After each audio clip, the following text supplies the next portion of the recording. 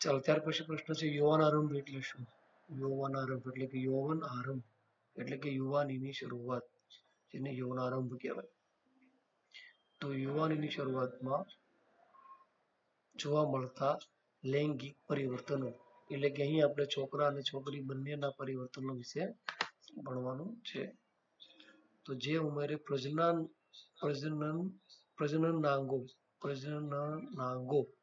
એટલે પ્રજનનાંગો ક્રિયાશીલ બને તેમજ છોકરો કે છોકરી જાતીય રીતે પરિપક્વતા મેળવે તેને યૌવનારંભ કહે છે. છોકરીમાં યૌવનારંભ દરમિયાન કેવા કેવા લક્ષણો જોવા મળે છે? છોકરીમાં અંડપિંડ માદા જાતીય અંતઃસ્ત્રાવોનો સ્ત્રાવ કરે છે. યૌવનારંભ પર આવે એટલે છોકરીઓમાં અંડપિંડ છે એ જાતીય અંતઃસ્ત્રાવ ઉત્પન્ન કરે છે. અંડપિંડ અંડકોષો મુક્ત કરવું શરૂ કરે, પ્રજનનાંગોનો વિકાસ થાય, સ્તન ગ્રંથિઓનો વિકાસ પામે, તેના કદમાં વધારો થાય, સ્તનાગ્રની ત્વચાનો રંગ ઘેરો બને છે. રજોસ્ત્રાવ થવાના કારણે માસિક ચક્ર શરૂ થાય છે. આ બધા છોકરીઓમાં જોવા મળે છે. છોકરાઓમાં નર જાતીય અંતઃસ્ત્રાવનો સ્ત્રાવ કરે છે. શુક્રપિંડ શુક્રકોષો ઉત્પાદન શરૂ કરે, ચહેરા પર દાઢી મૂછનો વિકાસ શરૂ થાય, શરીર સ્નાયુબદ્ધ બને, અવાજ કર્કશ અને જાડો બને, શીશ્ન પ્રસંગોપાત મોટું અને સખત થઈ ઉદ્ધવસ્થ બને છે. આ પ્રશ્ન પણ અગત્યનો છે. ત્યાર પછી સ્ત્રીના પ્રજનન તંત્રની રચનાનું આકૃતિ દોરી વર્ણન કરો. બહુ ઇઝી અને અગત્યનો પ્રશ્ન. સ્ત્રીનું પ્રજનન તંત્ર, તેમાં કયા કયા અવયવો આવશે?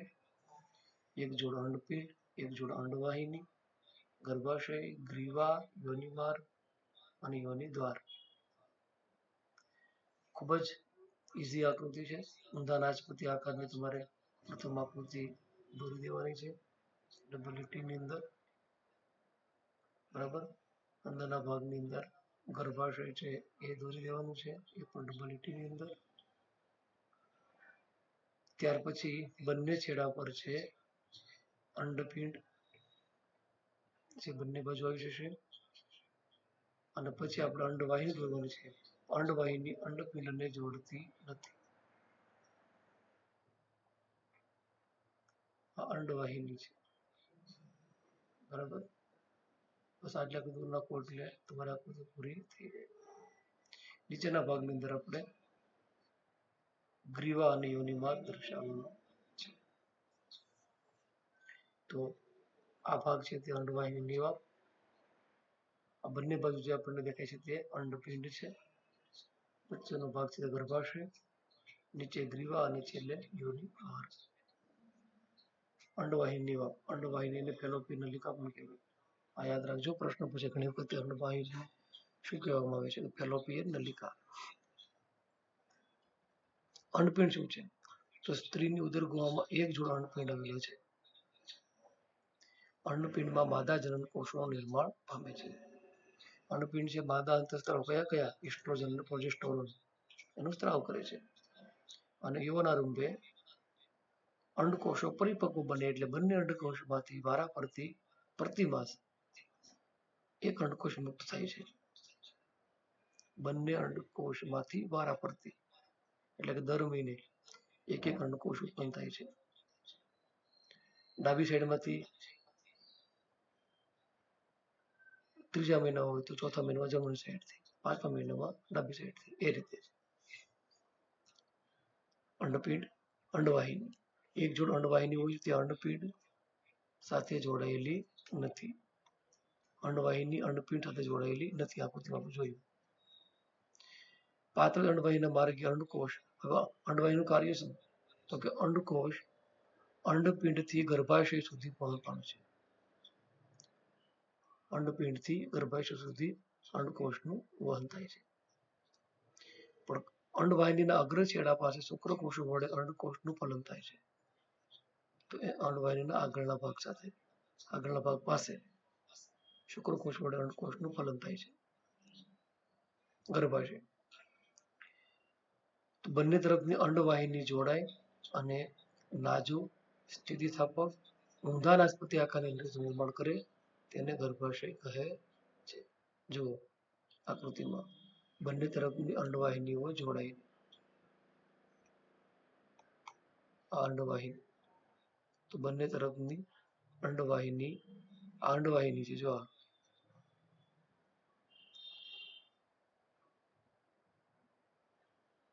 બરાબર બંને તરફ અંડવાહિની જોડાય અને પાતળું નાજુક અને ઊંધા નાસપતિ આકારની રચના બનાવે છે. નાજુક સ્થિતિસ્થાપક અને ઊંધા નાસપતિ આકારની રચના એ ગર્ભાશય છે. ગર્ભાશયનું કાર્ય શું?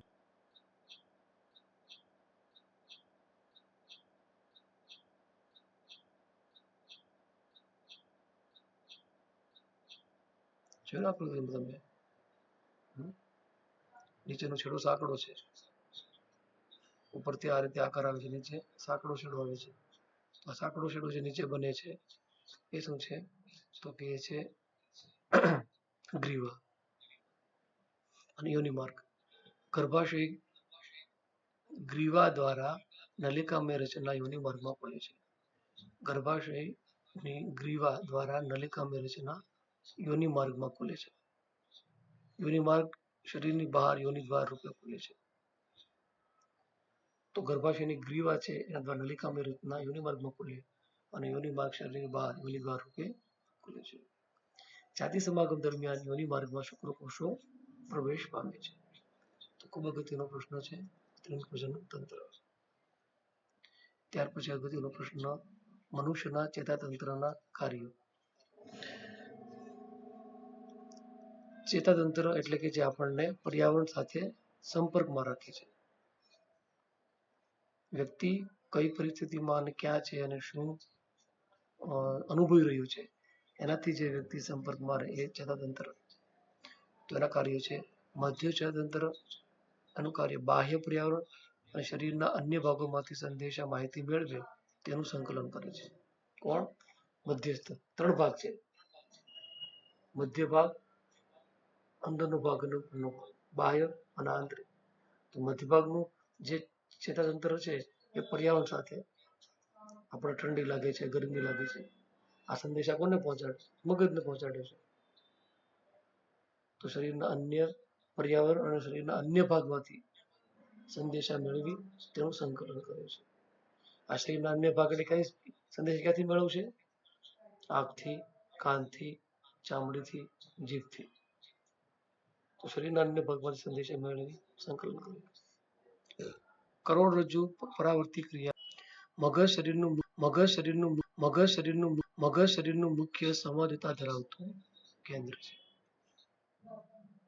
મગજ આપણને વિચારવાની અનુમતિ આપે છે અને વિચાર આધારિત ક્રિયા કરવા માટે પ્રેરે છે. પરિઘ ચેતાતંત્ર એ મધ્ય ચેતાતંત્ર અને શરીરના અન્ય ભાગો વચ્ચેનું જોડાણ રચે છે. તો પરિઘવર્તી બીજું ચેતાતંત્ર છે. પરિઘવર્તી એ મધ્યસ્થ ચેતાતંત્ર અને અન્ય ભાગો વચ્ચે જોડાણ રચે છે. મધ્યસ્થી મગજ આવે છે તો મગજનો સંદેશો કોણ પહોંચાડે છે? તમારું માઇક બંધ કરો એમ તમને સૂચના આપું તો તરત તમારી આંગળી મોબાઈલના માઇક પર જાય. તો તમારા મગજને સૂચના કોણે આપી માઇક બંધ કરવાની છે એવું? કોણે આપી? કાને આપી. કાને સાંભળ્યું, મગજ સંદેશો લઈ ગયા, મગજે એનું અર્થઘટન કર્યું કે મારે હવે આ માઇક બંધ કરવાનું છે. કોઈ એવું કર્યું એને કહેવામાં આવે કે ચાલો તમે માઇક બંધ કરો અને આંખી બંધ કરી દીધી, એવું કર્યું નહીં. એને મગજ બરાબર ચાલે છે, મગજ સંદેશો બરાબર આવે છે કે યોગ્ય જગ્યાએ યોગ્ય કામ કરવાનું છે.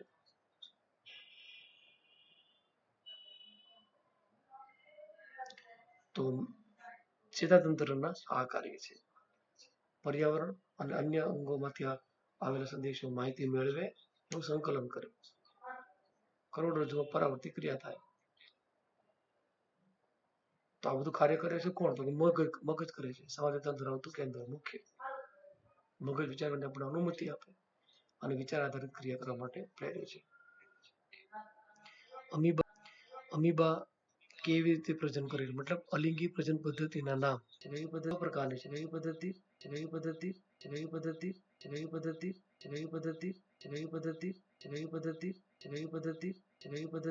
6 પ્રકાર છે તે પુનઃજનન, કલિકા સર્જન, વનસ્પતિ પ્રજનન, ભાજન, દ્વિભાજન, બહુભાજન, ભાજન, અવખંડન, પુનઃજનન, કલિકા સર્જન, બીજાણુ નિર્માણ, વનસ્પતિ ચાઈ શકે, જોડકું ચાઈ શકે, જોડકું ચાઈ શકે, જોડકું ચાઈ શકે, જોડકું ચાઈ શકે, જોડકું ચાઈ શકે, જોડકું ચાઈ શકે, જોડકું ચાઈ શકે, જોડકું આપણે ઓપ્શન ભાગ એમાં છે તમે કાલે તૈયાર કરજો. જો વિભાજન અમીબા કોષ વિભાજન દ્વારા બે સરખા ભાગોમાં વિભાજન પામે આને દ્વિભાજન કહેવાય. દ્વિ એટલે બે, ભાજન એટલે ભાગ પડે, બે ભાગ પડે. બે ભાગ પડે છે કોષના ભાગ પડે ત્યારે. આમ અમીબામાં કોષ વિભાજન કોઈ પણ સમતલમાં થઈ શકે. જુઓ આ એક પિતૃ અમીબા છે. પછી શું થયું જુઓ ને એનો કોષ કેન્દ્ર છે લાંબુ થયું હોય તે, પછી વધુ લાંબુ થઈને વચ્ચેથી પાતળું થાય છે. પછી આગળ જતા અલગ અમીબા બને છે. તો અમીબામાં જે આ ક્રિયા દેખાય છે એ કઈ છે? દ્વિભાજન. ઓકે. ગર્ભ ધારણ અટકાવવા માટેની 3 પદ્ધતિના નામ આપીને ગર્ભનિરોધનની વિવિધ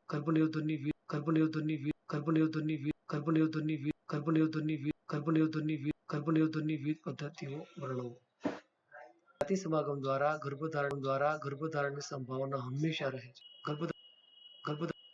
ગર્ભધારણ રોકવા માટે અનેક રીતો શોધાય, તેના ઉપયોગથી માનવ વસ્તુ નિયંત્રણ થઈ શકે છે. તો 3 પદ્ધતિ છે: યાંત્રિક અવરોધ, રાસાયણિક અવરોધ અને શસ્ત્રક્રિયા. તો યાંત્રિક અવરોધ તો નિરોધ અથવા યોનિને ઢાંકતા અવરોધના ઉપયોગથી શુક્રકોષો અંડકોષ પાસે પહોંચી શકતા નથી.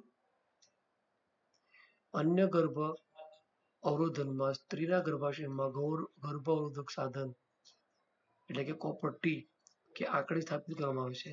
તેનાથી ગર્ભધારણ અટકાવી શકાય છે. તો મુખ્ય રીતે એ છે કે શુક્રકોષો અને અંડકોષો છે એમનું મિલન થવું જોઈએ નહીં, તો ગર્ભ અવરોધક અટકાવી શકે છે. બીજું છે રાસાયણિક અવરોધ. આ પદ્ધતિમાં સ્ત્રીઓ દ્વારા ગર્ભ અવરોધક ગોળીઓનો ઉપયોગ કરવામાં આવે છે. ગર્ભ અવરોધક ગોળીમાં રહેલી દવા સ્ત્રી શરીરના અંતઃસ્ત્રાવનું સંતુલન બદલી નાખે છે. તેથી અંડપતનની ક્રિયા થતી નથી અને ફલન થતું નથી. જેમાં પુરુષ શુક્રવાહિનીઓને અવરોધથી શુક્રકોષ અટકાવવા માટે પુરુષમાં શુક્રવાહિનીઓને અવરોધી એટલે કે શુક્રવાહિનીઓ છે એના પર શસ્ત્રક્રિયા કરવામાં આવે છે, ઓપરેશન કરવામાં આવે છે. શુક્રકોષ સ્થળાંતર થતું નથી. અને સ્ત્રીની અંડવાહિની એને અવરોધવામાં આવે છે, જેથી અંડકોષ ગર્ભાશય સુધી જતો અટકાવે છે. બંને સ્થિતિમાં ફલન થતું નથી. શસ્ત્રક્રિયા તકનીક દ્વારા આ પ્રકારના કાયમી અવરોધ મેળવી શકાય છે. શસ્ત્રક્રિયા ભવિષ્ય માટે સંપૂર્ણપણે સુરક્ષિત છે. તો ઘણો અગત્યનો પ્રશ્ન. પછી ઈઝી પ્રશ્ન છે, વાનસ્પતિક પ્રજનન એટલે શું? કેટલીક વનસ્પતિઓના મૂળ પ્રકાંડને પર્ણો દ્વારા અનુકૂળ પરિસ્થિતિમાં વિકાસ પામી નવા છોડનું નિર્માણ કરે તેને વાનસ્પતિક પ્રજનન કહેવાય. મૂળ, પ્રકાંડ અને પર્ણ એટલે મૂળમાંથી વનસ્પતિ ઉત્પન્ન થાય, પ્રકાંડમાંથી ઉત્પન્ન થાય અને પર્ણમાંથી ઉત્પન્ન થાય. જે વાનસ્પતિક પ્રજનન કહેવાય છે. અને ફાયદા આ પ્રમાણે છે. વાનસ્પતિક પ્રજનનની તકનીકો જેવી કે કલમ, દાબ કલમ અને આરોપણનો ઉપયોગ કરી શેરડી, ગુલાબ, દ્રાક્ષ જે વનસ્પતિઓના ઉછેર કરવામાં આવે છે. વાનસ્પતિક પ્રજનનની તકનીકોથી કલમ, દાબ કલમ, આરોપણ અલગ અલગ પદ્ધતિ છે. તે શેરડી, ગુલાબ, દ્રાક્ષ આવી વનસ્પતિ ઉછેરમાં વાનસ્પતિક પ્રજનન દ્વારા ઉગાડાતી વનસ્પતિઓમાં પુષ્પ અને ફળ જલ્દી આવે છે. અને જે વનસ્પતિ બીજ ઉત્પન્ન કરવાની ક્ષમતા ગુમાવી દીધી હોય તે વનસ્પતિનો ઉછેર વાનસ્પતિક પ્રજનન દ્વારા થઈ શકે છે. ઉદાહરણ તરીકે કેરી, નારંગી, ગુલાબ અને મોગરા. તો એ ખૂબ અગત્યનો પ્રશ્ન. અને છેલ્લો અગત્યનો પ્રશ્ન છે મનુષ્યનું મગજ અને તેના વિવિધ કાર્યો. તો મગજના 3 ભાગ બતાવ્યા છે: અગ્ર મગજ, મધ્ય મગજ અને પશ્ચ મગજ.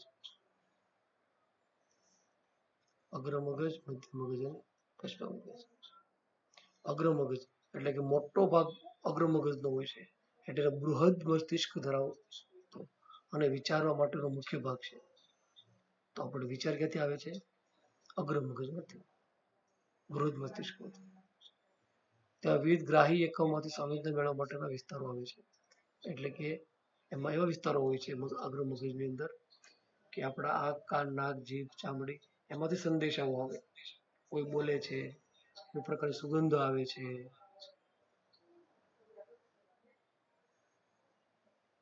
મીઠાઈ ગળી લાગે છે, આવો સ્વાદ લાગે છે. આવું બધું અલગ અલગ જે આપણા ઇન્દ્રિયો છે એના દ્વારા, સંવેદનગ્રાહી અંગ દ્વારા અગ્ર મગજ સંદેશો મળે છે. તો અહીંયા અગ્ર મગજમાં કોના કોના કેન્દ્રો છે? શ્રવણ એટલે કાન, ઘ્રાણ એટલે નાક, દ્રષ્ટિ એટલે આંખ. વિશિષ્ટ ગણ પામેલા અલગ અલગ વિસ્તારો હોય છે.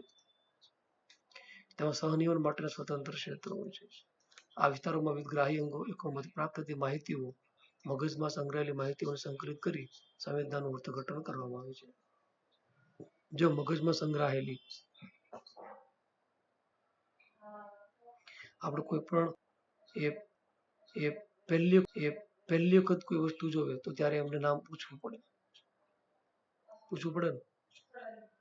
બાળકો પૂછતા હોય આ શું છે? પછી બીજી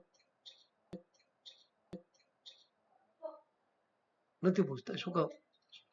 તો કે એના મગજમાં, આગલા મગજમાં સ્ટોર થઈ જાય, સંગ્રહાય છે, સેવ થઈ જાય છે. એટલે પછી જોવે કે આ પ્રકારનું ફળ હોય એટલે આને નાશપાતી કહેવાય, આ પ્રકારનું સ્વાદ હોય એટલે એને જાંબુ કહેવાય. તો આ બધા કેન્દ્રો ક્યાં આવ્યા છે? મગજના. શું કીધું છે? વિવિધ ગ્રાહી એકમોમાંથી પ્રાપ્ત થતી માહિતી મગજમાં સંગ્રહાય છે અને પછી માહિતીનું છે.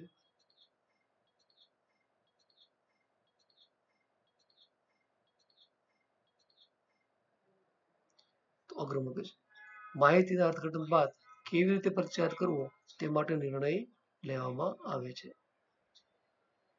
તેમાં ઐચ્છિક સ્નાયુઓના હલનચલનથી નિયંત્રણ કરતા પ્રેરક છે. ઐચ્છિક સ્નાયુ એટલે કયા? આપણી ઈચ્છા હોય તો આપણે હાથ ઊંચો કરીએ, ઈચ્છા હોય તો આપણે હાથ નીચો કરી દઈએ, ઊભા થવું, બેસવું. તો ઐચ્છિક સ્નાયુના કેન્દ્રો હલનચલનથી નિયંત્રણ કરતા કેન્દ્રો અગ્ર મગજમાં આવેલા છે. તો અગ્ર મગજમાં શું આવેલું છે? તો ઘ્રાણ, દ્રષ્ટિ અને શ્રવણના કેન્દ્રો આવેલા છે. વિવિધ ગ્રાહી એકમોમાંથી એમને માહિતી પ્રાપ્ત થાય છે, તે મગજમાં સંગ્રહાય છે અને પછી એનું અર્થઘટન કરે છે. અને ઐચ્છિક સ્નાયુના કેન્દ્રો અગ્ર મગજમાં આવેલા છે. મધ્ય મગજ તે ચતુષ્કાય મગજનો મધ્ય ભાગ છે. તે દ્રષ્ટિ અને શ્રવણની પરાવર્તિત ક્રિયાના કેન્દ્રો આવેલા છે. એમાં ખાલી 2 જ છે, દ્રષ્ટિ અને શ્રવણ. એના પરાવર્તિત કેન્દ્રો આવેલા છે. પણ સૌથી મહત્વનો કોઈ ભાગ હોય મગજનો તો તે પશ્ચ મગજ છે. મગજનો પાછળનો ભાગ, માથાનો પાછળનો ભાગ. પોન્સ એટલે કે સેતુ, લંબમજ્જા અનુમસ્તિષ્કનો પશ્ચનો ભાગ છે. અનૈચ્છિક ક્રિયાઓ જેવી કે રુધિરનું દબાણ, લાળ રસનો સ્ત્રાવ, ઉલટી થવી લંબમજ્જા દ્વારા નિયંત્રિત થાય છે. અનૈચ્છિક ક્રિયાઓ જેમાં આપણું નિયંત્રણ ન હોય,